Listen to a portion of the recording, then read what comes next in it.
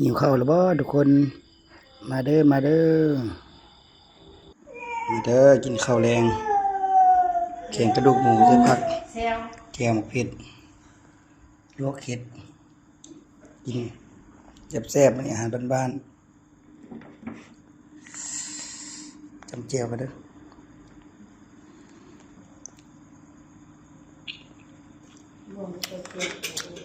งาม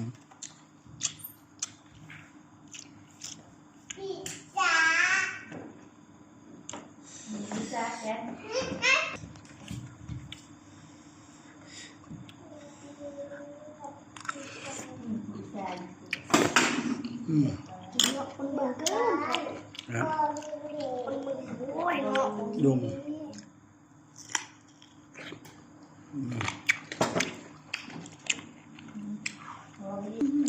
จำเจียว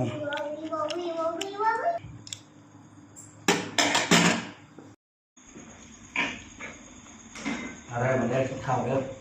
แกงผักเจียวดูซี่อันนี้พร้อมขอบคุณ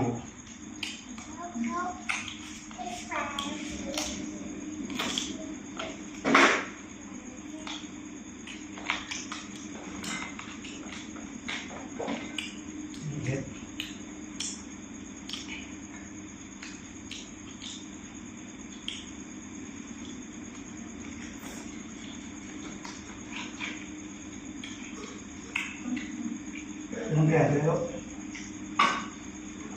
สดนะหักหลังแกก็บอกว่า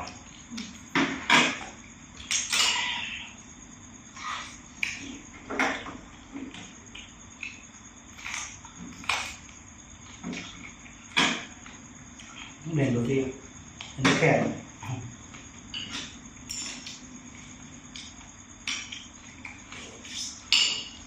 ปลาแกงหอนมีแห้งครับ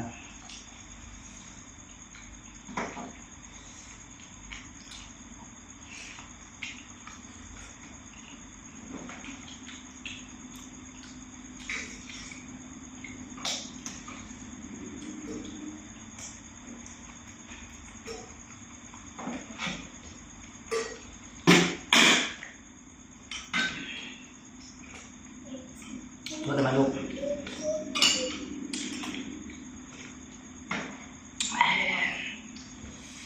พอผมการทุกนี่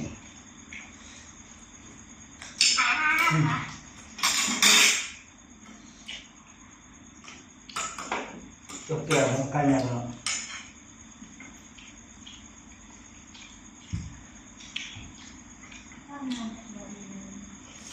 กินข้าวจะได้ให้นะก็เลยกินมันคิดถึงต้นลูกอ่ะ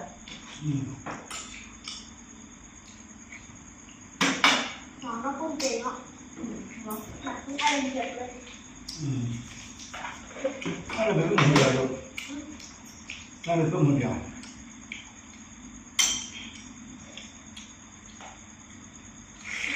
ตายแล้วหัวเลยลูกอ่ะลูกหัวเยอะ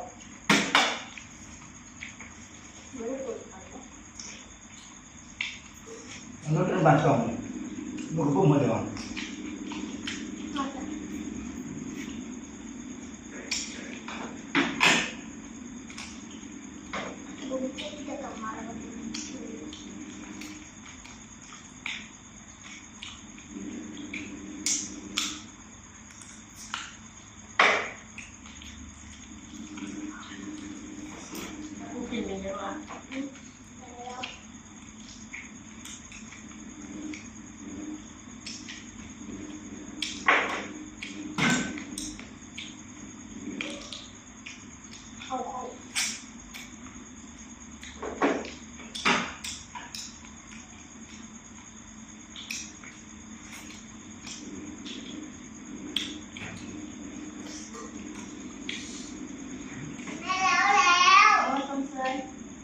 เรามันเข่าเลย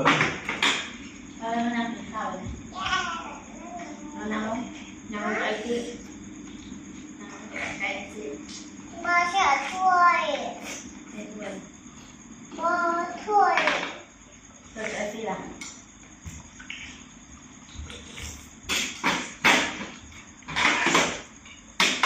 อืม ว้